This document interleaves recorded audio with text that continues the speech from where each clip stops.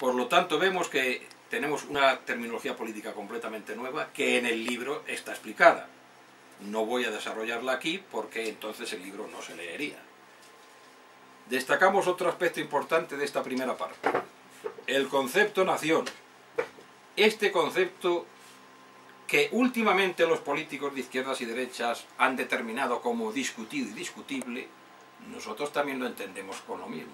Es un concepto discutible y discutido, porque es ambiguo y puede definir cosas totalmente opuestas.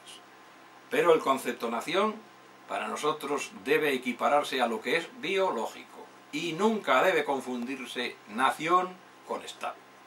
De aquí vienen todos los confusionismos, todos los enfrentamientos, todos los malentendidos que pueden verse no solo en las publicaciones y polémicas entre autores, sino hasta en discusiones en el bar o en la familia.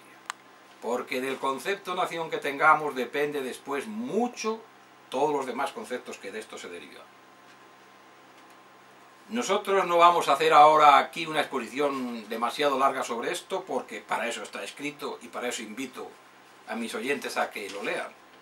Pero podemos decir que nuestro concepto es que la nación es una comunidad estable, históricamente formada por un idioma, un territorio, una vida económica, unas instituciones, una cultura, costumbres y carácter, reflejados en unos símbolos y banderas, que constituyen todos ellos un hecho diferencial. Este hecho diferencial está dotado de identidad propia y manifestado sobre todo manifestado en una expresa voluntad popular, que es el fundamento sine qua non de cualquier nación. No hay nación sin voluntad popular. Yo solamente voy a dejar una pregunta en el aire. ¿Puede todo esto que hemos definido como nación aplicarse a la península ibérica, a España o a las Españas? Invitamos al lector a que se adentre en los argumentos aportados en este libro. Ahí hay respuestas y ahí hay la posibilidad de debatir. Y el tercer punto que quisiera destacar de esta primera parte son las claves para entender las Españas y el origen histórico de los diversos pueblos ibéricos.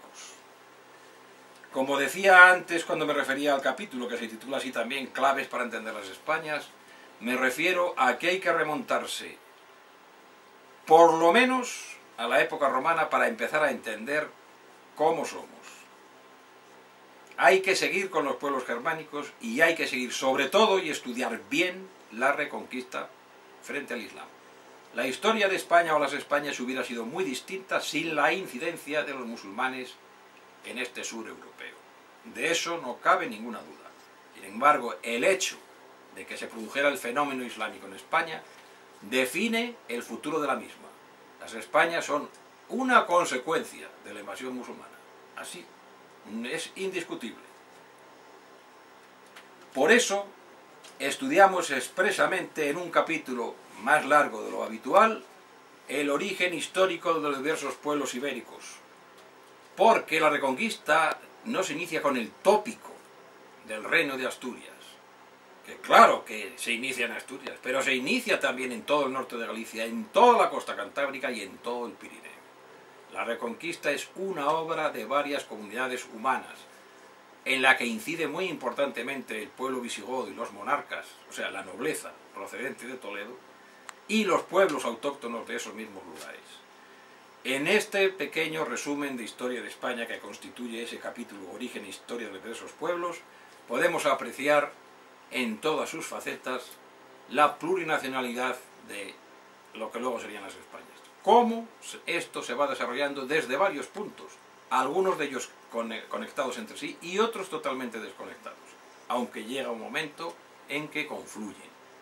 Confluyen por una serie de circunstancias dinásticas y también por el deseo de confluir, porque después de todo formaban parte de la cristiandad, que es un hecho antropológico de esa época también indiscutible. Hasta aquí hemos tratado de la primera parte. En la segunda parte lo que hacemos ya es nuestro planteamiento. Después de haber argumentado,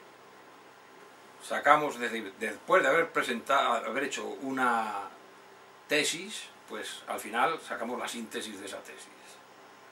A ver, ¿qué conclusiones sacamos de nuestra historia y de todo lo que se ha reflexionado en el libro? Y entonces nosotros haremos una propuesta. Insisto en que son propuestas políticas, no dogmas de ningún tipo. Propuestas que estamos todos, en todo momento, dispuestos a compartir, a debatir, a defender o a cambiar si se nos demuestra lo contrario. Hemos subdividido la península y lo que son las Españas prácticamente en 7 grandes ámbitos étnicos, que como decimos el ámbito étnico, que puede ser geográfico, puede ser histórico, puede ser incluso nacional en algunos casos, no tiene un valor político en sí, es una agrupación de comunidades que nosotros proponemos como una base de partida. Por eso hacemos una pequeña subdivisión en la que decimos los primeros, los llamados países celtas. Nosotros sabemos que la cultura celta se extiende hasta 1/3 o quizá más de toda la península en los tiempos antiguos. Pero actualmente lo que consideramos ya celta propiamente dicho, muchas veces pues por mera comodidad al hablar o al referirse, queda reducido a una franja del Cantábrico y a Galicia. Ahí está la Cantabria, la antigua Cantabria, la Asturia, que ahora se llama Asturias, y luego ahora diremos por qué, y Galicia. Asturias se dice en plural, en el libro ya incido en ello, pero ahora viene a cuento decirlo, porque eran dos, las Asturias de Oviedo y las Asturias de Santillana, es decir, lo que fue Cantabria después. Por eso se dice Asturias en plural. Y es la única que se dice, no hay Cataluñas ni hay Galicias. Pero Asturias sí, porque eran dos. Pero, como digo, Cantabria llegó a ser, era ya una parte, y llegó a tener, y ya tenía nombre propio, como lo tiene ahora. Y esto sería el primer área, el primer ámbito étnico. Después hay un gran ámbito que es el de la meseta ibérica, que está compuesto por los antiguos reinos de León, de Castilla, la región de Extremadura, que era una prolongación de León, el reino de Toledo con La Mancha, que es una prolongación de Castilla hacia el sur, y el señorío de Molina, desconocido, pero un auténtico estado medieval independiente durante toda la media y hasta hoy. El actual rey de España, Juan Carlos I, fue a tomar posesión del señorío de Molina como señor de Molina en los años 70. Una de las primeras cosas que hizo, ya después de morir Franco, ya como rey.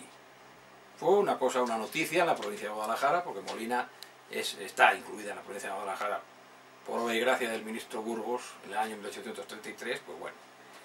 Pero es un señorío, está casi despoblado, lo habita muy poca gente, es una ciudad preciosa a la que invito a visitar, pero es una parte de las España y es un estado. O sea, fue un estado y entonces como tal tiene que ser reconocido hoy, y de hecho el rey lo reconoce porque va a titularse el señor de Molina. Hasta aquí lo que consideramos el ámbito de la meseta central. El ámbito de Portugal es clarísimo e indiscutible, que es la área atlántica, pero también tiene sus subdivisiones internas naturales e históricas, como el área que nosotros definimos y se llamó antiguamente la Portugaliza, el Portugalia auténtico, que es el norte, que es una prolongación de Galicia completamente. Allí nació el actual Estado portugués, con el primer rey, que por cierto era europeo, o sea, no era ni siquiera de las Españas. Este casó con una de las hijas de Alfonso VI y fue el primer rey de Portugal, pero por concesión papal, porque quiso independizarse del Reino de León y, en fin, una serie de circunstancias de las que nosotros también hablamos allí, hablamos en el libro. Pues esta zona del norte de Portugal es una de las divisiones que tiene. Después Beira litoral, la Beira interior, el Alentejo, la Extremadura Ribatejo, Lisboa y Setúbal, el Algarve y las islas de Azores y Madeira. Todo esto son áreas identitarias del gran ámbito, el gran ámbito de Portugal. El otro ámbito es el que está compuesto por lo navarro, vascongado o Euskal Herria. Tenemos que decirlo así.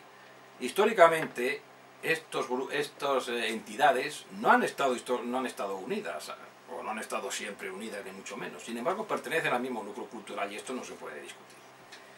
Y como insistimos en que la voluntad popular es lo más importante en la formación de cualquier comunidad, aquí creo que está bastante demostrado, aunque haya gente que opine lo contrario.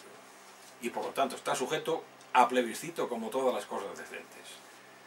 Este ámbito navarro-vascongado-Euskal Herria lo componen el antiguo reino de Navarra, el señorío de Vizcaya, el condado de Álava, el reino de Guipúzcoa, que tiene título de reino, como explicamos también en el rey, y las comarcas francesas de Lapurdi y Zuberoa, que son vascas, si quieren serlo, y si plebiscitariamente lo deciden.